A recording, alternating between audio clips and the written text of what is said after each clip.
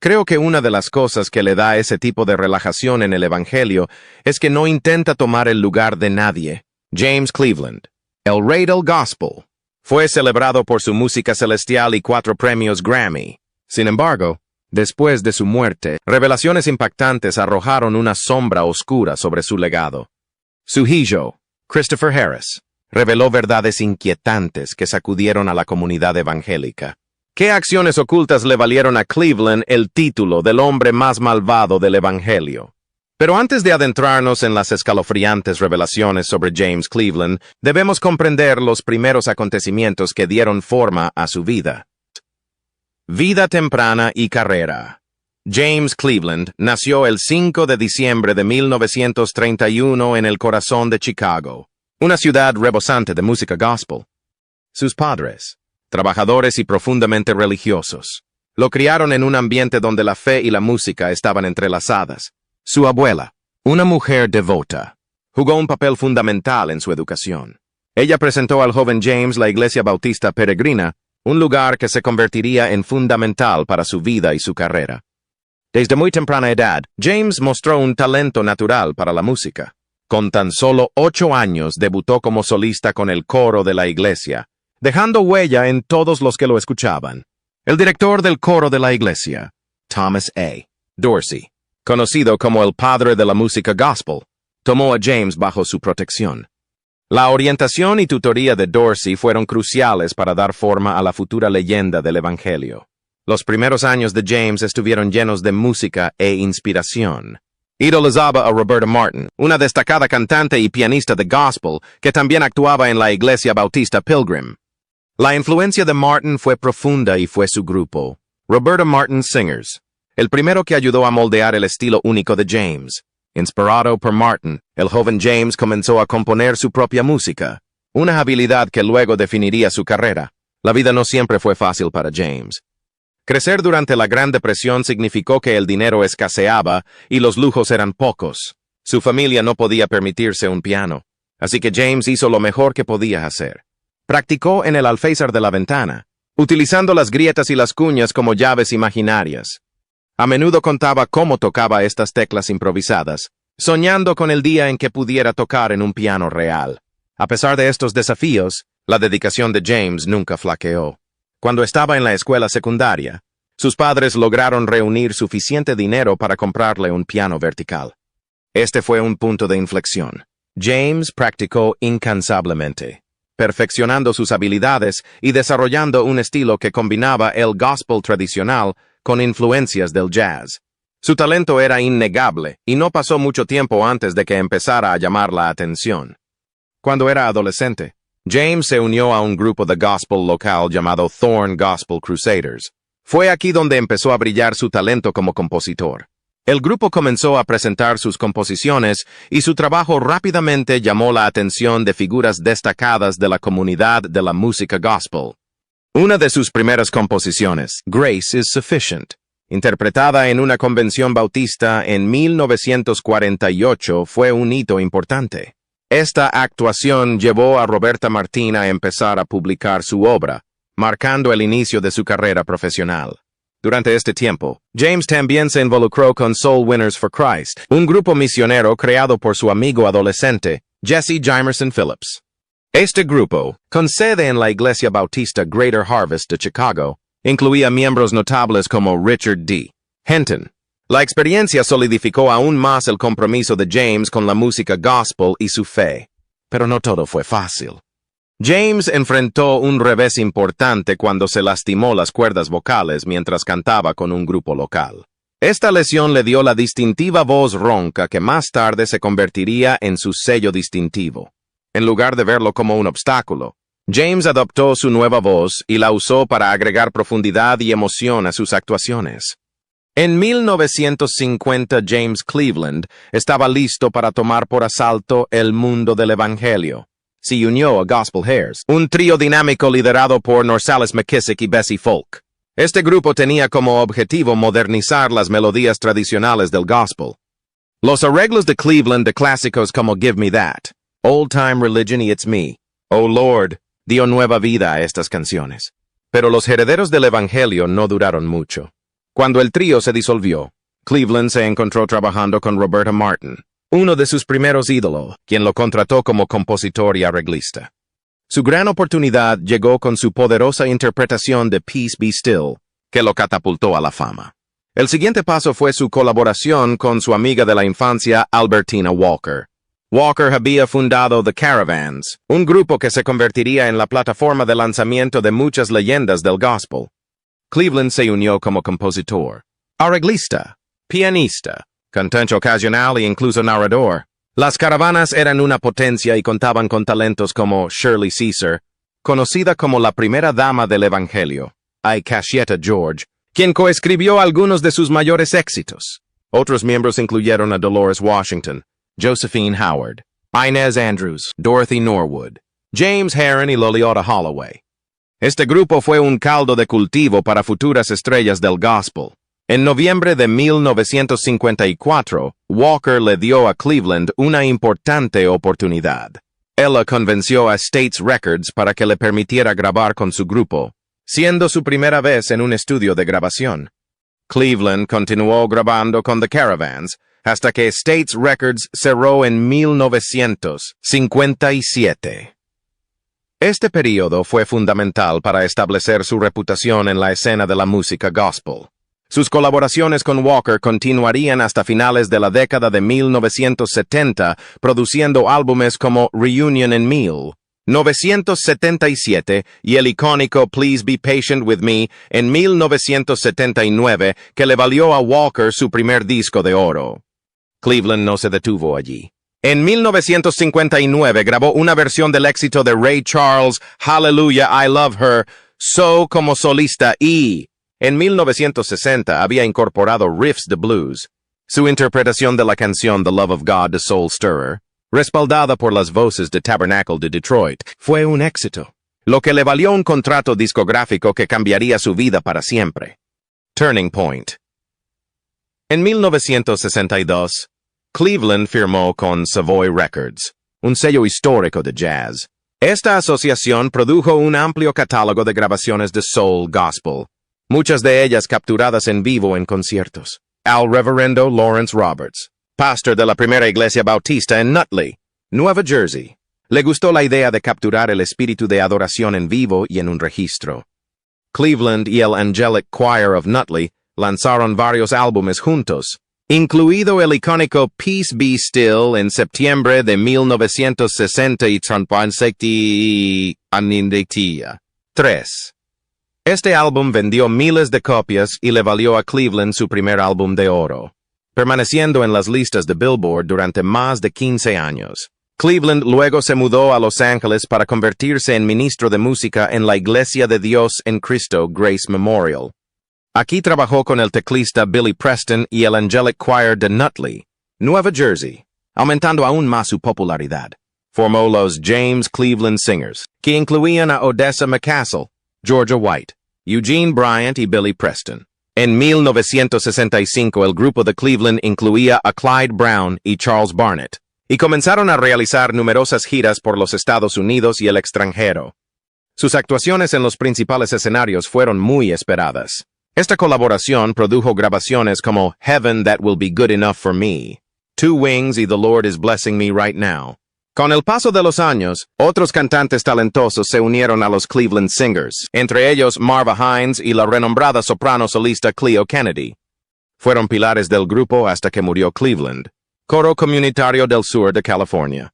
Aprovechó su creciente fama al fundar el Coro Comunitario del Sur de California, SCC, una medida que consolidaría aún más su legado. El coro se convirtió en una potencia en el mundo del gospel y, en 1975, Cleveland finalmente ganó su primer premio Grammy con SCC por el álbum de 1974 In the Ghetto. Este fue un gran hito, que marcó el comienzo de una serie de colaboraciones exitosas con el coro. De 1970 a 1990, Cleveland y SCC produjeron varios álbumes, siendo el lanzamiento de 1979, It's a New Day, con el éxito God Is, uno de los más exitosos. Otro destacado fue su álbum de 1981, ¿Dónde está tu fe?, que solidificó la reputación del coro en la escena de la música gospel. El último Grammy de Cleveland llegó póstumamente en 1991 por el álbum Have Church, que presenta su interpretación icónica de What Shall I Do, de Tremaine Hawkins. En noviembre de 1970, Cleveland dio un paso significativo al fundar la Iglesia Bautista Institucional Cornerstone en Los Ángeles. La iglesia comenzó siendo pequeña, pero bajo el liderazgo de Cleveland, creció hasta alcanzar miles de miembros. Su primer álbum con el coro de la iglesia, The Voices of Cornerstone, fue lanzado en 1980. Este álbum incluía temas memorables como Jesus, Lover of My Soul y A Praying Spirit, escrito por Elbernita Twinkie Clark y popularizado por las Clark Sisters. El segundo álbum de la iglesia, My Expectations, lanzado en 1981, también llamó la atención. Reuniendo talentos. Cleveland no solo se centró en su propio coro, sino que jugó un papel decisivo en reunir y apoyar a numerosos artistas de gospel. Trabajó con grupos como Donald Vail's Choraleers, Harold Smith Majestics, Los Angeles Gospel Messengers y el New Jerusalem Baptist Church Choir. Estas colaboraciones produjeron éxitos eternos como Lord, Help Me to Hold Out y I Don't Feel No Ways Tired. Los James Cleveland Singers también vieron varias iteraciones y adiciones a lo largo de los años. A partir de 1964, el grupo incluyó miembros como Odessa McCassell y Roger Roberts. En 1965, Clyde Brown y Charles Barnett se unieron y las amé. Extensas giras del grupo llevaron su música a audiencias de todo Estados Unidos y más allá. Grabaron éxitos como Heaven That Will Be Good Enough for Me, Two Wings y The Lord Is Blessing Me Right Now. Las colaboraciones de Cleveland se extendieron más allá de los artistas gospel. Apoyó a figuras conocidas como Aretha Franklin, Ray Charles y Elton John. Su trabajo con Aretha en su álbum de 1972 Amazing Grace sigue siendo un hito en la música gospel. Este álbum, grabado en vivo en la Iglesia Bautista Misionera New Temple en Watts, Los Ángeles, ganó un Grammy y vendió millones de copias, consolidando su estatus como el mejor álbum de gospel de todos los tiempos. La grabación de Amazing Grace también fue filmada por el director Sidney Pollack, aunque enfrentó un gran desafío técnico. La película permaneció archivada durante 47 años debido a problemas de sincronización entre el audio y el video. No fue hasta que el productor Alan Elliott utilizó tecnología moderna para solucionar estos problemas que se completó el documental. Finalmente se estrenó en abril de 2019, llevando esta actuación histórica a una nueva generación de fanáticos. La influencia de Cleveland no se limitó a la música. También dejó su huella en el cine con el documental histórico Gospel, estrenado en 1983. Esta película contó con actuaciones de Cleveland y el SCC, junto con otras leyendas del Evangelio como Walter Hawkins and the Family, The Mighty Clouds of Joy, Shirley Caesar y The Hermanas Clark. La banda sonora de la película, lanzada por Savoy Records, se convirtió en un éxito de ventas, mostrando la presencia dominante de Cleveland en el mundo del gospel. Taller de Música Gospel de América. En 1968, James Cleveland se había establecido como una potencia del gospel, pero no estaba contento solo con su propio éxito. Quería compartir su conocimiento y pasión con otros, lo que lo llevó a cofundar el Taller de Música Gospel de América, GMWA, con Albertina Walker. Esta convención anual rápidamente se convirtió en un faro para los aspirantes a músicos de gospel. El propósito de la GMWA era claro: reunir a cantantes del país para perpetuar y celebrar la música gospel. Funcionó a las mil maravillas. La GMWA creció exponencialmente y cuenta con más de 150 capítulos y 30,000 miembros. Presentó y produjo algunos de los nombres más importantes de la música gospel, incluidos Donald Vail, Isaac Douglas, Myrna Summers, Sarah Jordan Powell, Darrell Coley, John P.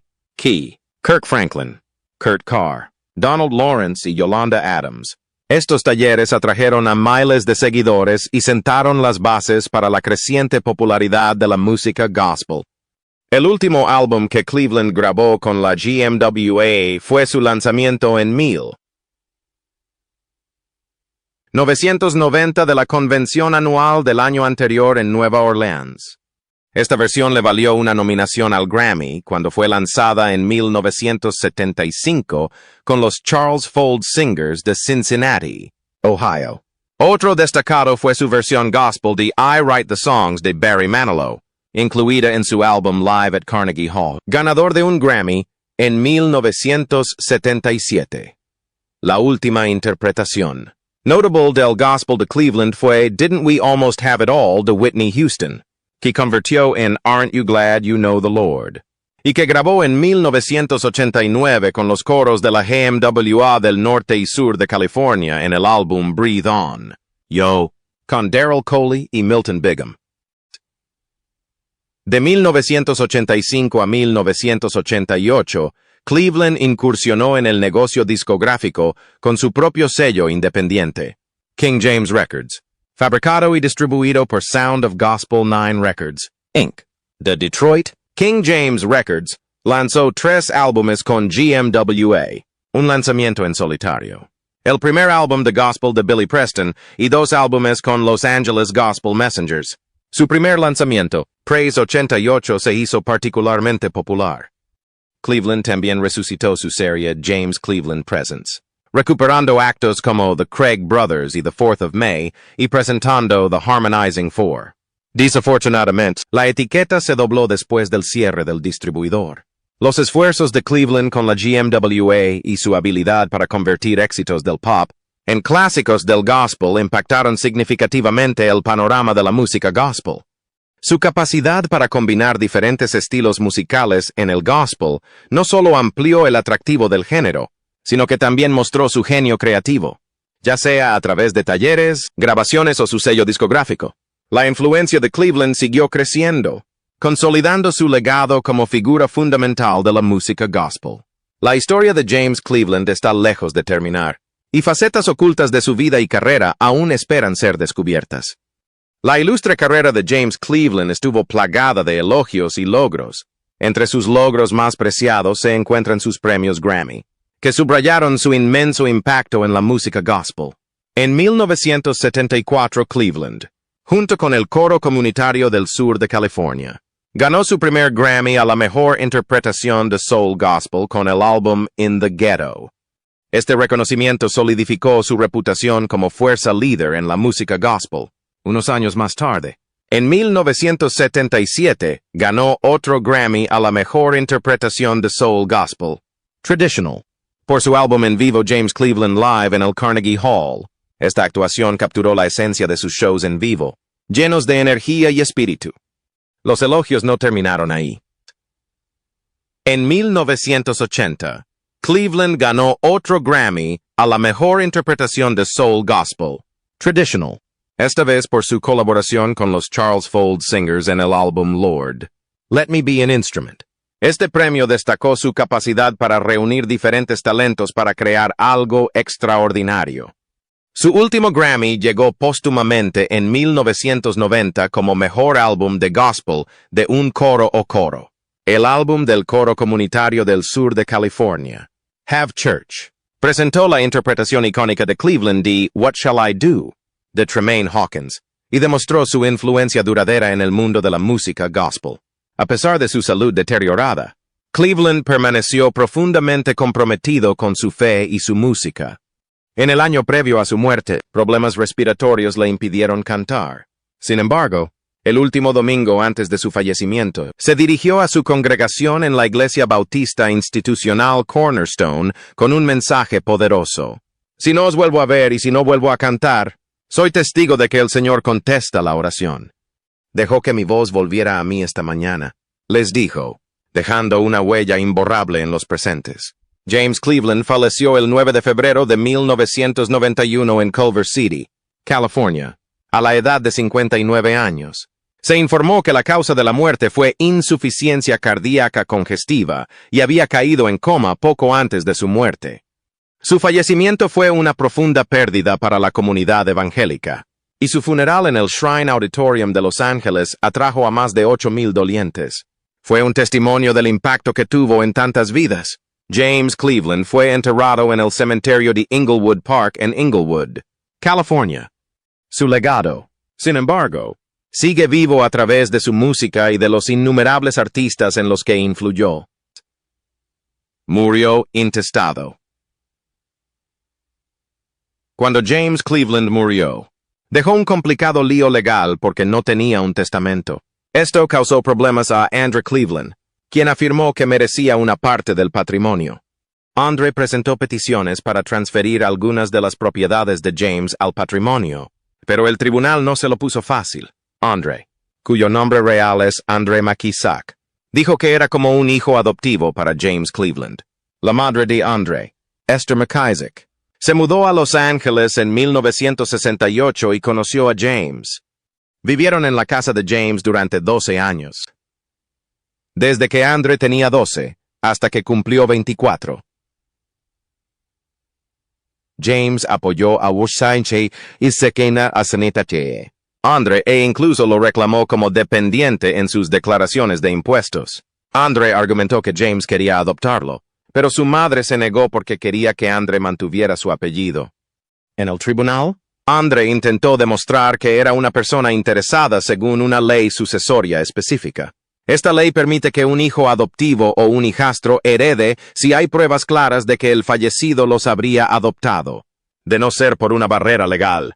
Sin embargo, el tribunal decidió que no existía ninguna barrera legal una vez que Andre cumplió 18 años, 16 años antes de la muerte de James. Esto significaba que Andre no calificaba para reclamar parte del patrimonio. El 6 de noviembre de 1991, Andre presentó peticiones para transferir propiedades al patrimonio de James. Annette Mae Thomas, fideicomisaria del fideicomiso de James, se opuso a estas peticiones. Ella argumentó que Andre carecía de prestigio porque no fue adoptado legalmente y solo fue mencionado como amigo y ahijado en el fideicomiso, con un regalo específico de $10,000 que recibió. Annette solicitó un juicio sumario y el tribunal lo concedió. El juez coincidió en que Andre no calificaba como persona interesada porque la barrera legal para su adopción, la negativa de su madre, dejó de existir cuando cumplió 18 años. A pesar de vivir con James y recibir apoyo, no se inició ningún proceso de adopción después de que Andre se convirtió en adulto. Esto significaba que no tenía ningún derecho legal a heredar según la ley sucesoria. Andre apeló la decisión, pero el Tribunal de Apelaciones confirmó la sentencia sumaria. El tribunal enfatizó que la ley exigía que una barrera legal fuera la única razón por la que la adopción no se produjo, dado que la negativa de la madre de Andre ya no fue un problema después de que cumplió 18 años. James tuvo mucho tiempo para adoptarlo si quería, pero no lo hizo. Su hija. Un aspecto importante de su vida personal fue su relación con su hija, LaShawn Cleveland, y su madre, Jean Irvin. En octubre de 1991, Jean Irvin, miembro de la Iglesia Bautista Institucional Cornerstone, afirmó públicamente su afirmación de ser la madre del único hijo biológico de James Cleveland, LaShawn Cleveland, nacido en 1965. Las declaraciones de Jean Irvin fueron significativas. Afirmó que Andre M. Cleveland, a menudo considerado el hijo adoptivo de James Cleveland, era en realidad uno de los muchos niños sin hogar que Cleveland había acogido a lo largo de los años. Esta afirmación arrojó dudas sobre la naturaleza de la adopción de Andre, sugiriendo que él era parte de un patrón más amplio de benevolencia de Cleveland hacia los niños necesitados, en lugar de una adopción formal. La existencia de LaShawn Cleveland y su relación con su padre no fueron ampliamente publicitadas durante la vida de Cleveland. Sin embargo, la afirmación de Jean Irvin la hizo conocer al público, enfatizando los lazos familiares que a menudo se veían eclipsados por los compromisos públicos y las controversias de Cleveland. Las afirmaciones de Irvin proporcionaron una comprensión más matizada de la dinámica familiar de Cleveland, revelando un lado de él que era profundamente personal y arraigado en conexiones humanas reales. La inclusión de LaShawn en la planificación patrimonial de James Cleveland subrayó su compromiso con su futuro. Los documentos patrimoniales de Cleveland, redactados antes de su muerte, Asignaban específicamente una parte de sus activos a LaShawn, garantizando su seguridad financiera. Este acto no fue solo una formalidad legal, sino una declaración clara de su responsabilidad y amor paternal, a pesar de las complejidades de su relación. El lado oscuro. Más allá de sus logros e influencia musicales, hubo aspectos más oscuros de su vida que salieron a la luz después de su muerte, relacionados con su antiguo hijo adoptivo, Christopher Harris. Christopher Harris, quien alguna vez se llamó Christopher Cleveland, era un joven miembro del coro de la iglesia de Los Ángeles de Cleveland. A los 13 años, Harris era el único niño alto, medía 6 pies de altura y parecía mucho mayor que su edad. James Cleveland mostró un interés especial en Harris. Esta relación, sin embargo, se convirtió en algo siniestro. Harris alegó que soportó 5 años de abuso a manos de Cleveland, comenzando cuando tenía solo 13 años. Según los informes, este abuso continuó hasta que Harris contrajo el VIH. Más tarde presentó una demanda contra el patrimonio de Cleveland, buscando justicia por los años de abuso. El caso se resolvió fuera de los tribunales y, aunque Harris tiene prohibido discutir los detalles del acuerdo, ha hablado sobre su vida con Cleveland. Harris describió cómo Cleveland explotó sus sueños y su ingenuidad.